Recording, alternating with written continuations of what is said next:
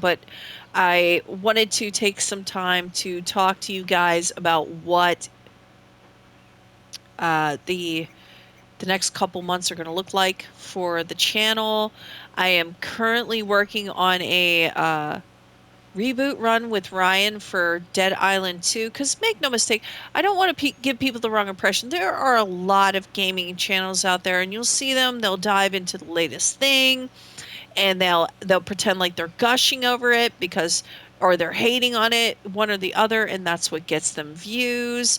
And then they'll do that until the next big game comes out, and then they'll dive into that and they'll act like it's everything they ever wanted in a video game. They may gush on it, or they may piss all over it, and they just continue that cycle over and over again. And I don't want to give anybody the impression that this is what our little channel is, right? Now, goodness knows, I do want to dive into this game, and I know that if I start churning out content for Baldur's Gate 3, it's going to bring in a lot of views and possibly a lot of subscribers, and hey, I don't hate that. But as a gamer personally, I'm a gamer first. Content creator is way at the bottom. I'm a gamer first, okay? So, you may not see Baldur's Gate content come out of this channel for a little while. In the meantime, we are going to be doing our reboot with Ryan run for Dead Island 2, because I have questions with that game, and I thought it would be cool if we could explore like those questions together in terms of reinstalling the game, uh, wiping the save file, starting over again, to see if we can start to finally see some of these improvements that Dam Buster had promised us with the last two uh, patches, right? So, as a gamer, I'm curious about that. And through the series of Reboot with Ryan, we're going to explore that. Of course, Baldur's Gate 3 is still there, and it will be there when we get to it. I know by the time I start uploading any interesting content for this game, everybody's probably done moved on to something else. Like I noticed like all the algorithms have changed for Starfield. Everybody wants to talk about that now. Everybody wants to talk about it like it's their forever game until something else comes out, right? So, yeah, I am looking forward to this game. Genuinely looking forward to this game. I did kind of get a sneak peek at some of the pre-screens where it was asking me questions like, do you want to see naked people? And of course I did turn that off. I'm not gonna lie to y'all, I've seen enough naked people in my lifetime. I know what naked people look like, and goodness knows I'm not complaining. Absolutely not. But I don't feel like that's really going to add to the experience. I have heard that there's a lot of insatiable appetites that run rampant in this game, and that's fine. You know, I'm used to like Dragon Age. The Dragon Age series was kind of like that. Like there was romance in there, but I'm not playing this game so I can frolic naked through the woods and see what happens next with this character or that character. I'm really going to be focused. I want to focus on the story, um, whether or not like the combat and how you engage with the world, is it satisfying. Another thing that you're not going to see me do with Baldur's Gate 3, I think they call it save scumming. I yeah I don't know when that term was coined. I don't remember that term. What was it? Save scumming means like you'll save the game before you engage with a character, and then you just kind of reload your save if it didn't work out. No, wait a minute. Yes, I have save scummed before. I did that with Dishonored when I first started playing it, because I was really trying to like not get caught when I was playing the game. And then eventually I got really good at the game, so I didn't have to do that anymore. So I guess that was save scumming, right? You save before you do something to make sure if it goes to crap, then you don't have to worry about it, right? So yeah, the first playthrough of Baldur's Gate 3. Maybe we'll make a video series out of this game, and it will be a zero save scumming. Yes, scamming, scumming. It's gonna be zero. None of that. what we will do is it will be an organic playthrough, and the adventure will shape itself with every decision I make or the roll of the dice. It's fun. Something else. Big news. Oh, so excited. Oh my gosh. Okay. I have to share this with you guys. Vampire the Masquerade Bloodlines 2. I had been keeping up with it on the down low after the horrible news that it was going to get kind of like set on the shelf. They have, and it's so crazy because like it was like right in the middle of the star field sort of thing. You started seeing like this trailer, Vampire the Masquerade Bloodlines 2. It's coming out next fall. Uh, this is my Dead Island 2 moment. Okay? Dead Island was a game that we have been dying for a sequel for forever. Vampire the Masquerade Bloodline, I have been waiting for a sequel for that game almost 20 years.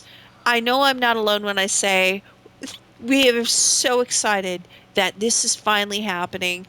I feel like what happened was part of the problems they weren't talking about is that the publisher was trying to tack on kind of like a Fortnite like thing to the game to where you can PvP your character with other characters, and it seems to me like the original team wanted to focus simply on the single player campaign. I can't prove it, but I wager that that was something I heard whispered early on, that there was this idea of a multiplayer thing that they were working on.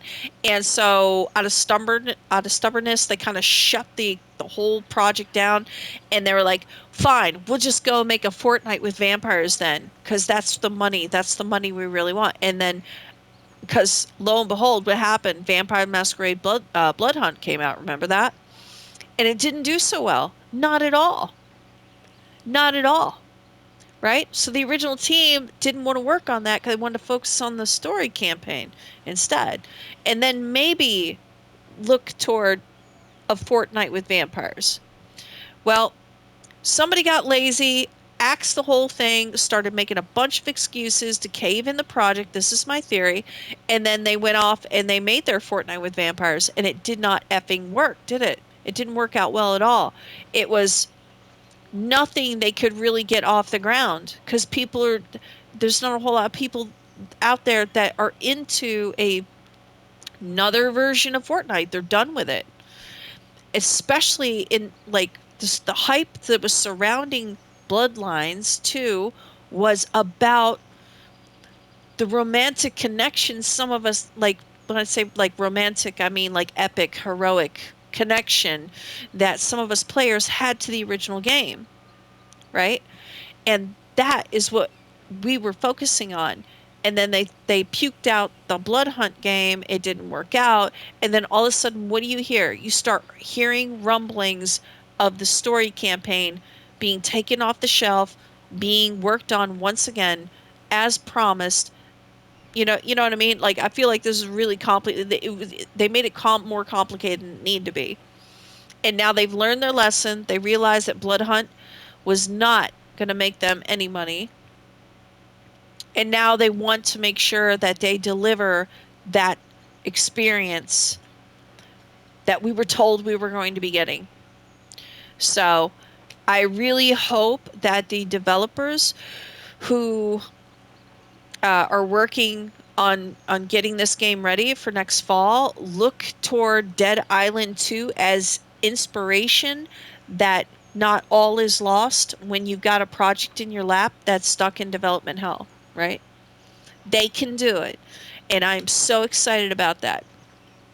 So, in terms of long projection, like the future content that you'll be seeing with this channel, don't be surprised if like I go like full tilt into Bloodlines when it comes out, because that is something that I am hyper excited for, and I don't want to be. I don't want to be super excited. I don't want to give into the hype, but 20 years in the making, guys, that is something hard to ignore. Anyway, so yeah, I kind of wanted to give an update. Yes, I have Baldur's Gate 3 for PS5. I had talked about it previously on the channel. I got some stuff going on in the real world, and until I know I can really sit down and dive into this game, I don't want to dive into it. I don't want to churn out uninteresting content just to try to get some views. I don't want to be cheap like that. I'm a gamer first, content creator second, right? Or third. I'm I'm I'm a gamer, and and I'm other things too. Content creators is kind of down there. But anytime I get a new subscriber, anytime we get that on the channel, I'm always excited to see that. I love watching the channel grow, okay? But I'm not going to try to do it through false means, like jumping on the latest title and either raising it up or tearing it down, because that seems to be like the way that content creators do stuff. No offense to particular content creators on YouTube, but it does seem like that's all they do. They'll jump on the latest game, they'll talk about it, and then they move on to the next one.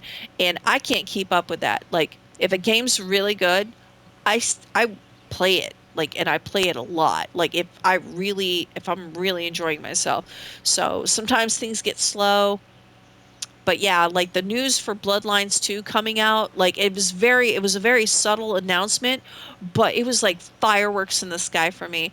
Like, I know a lot of people are like, they're checking out Starfield right now, and they're looking toward other big titles like Dragon's Dogma's coming out. That's exciting.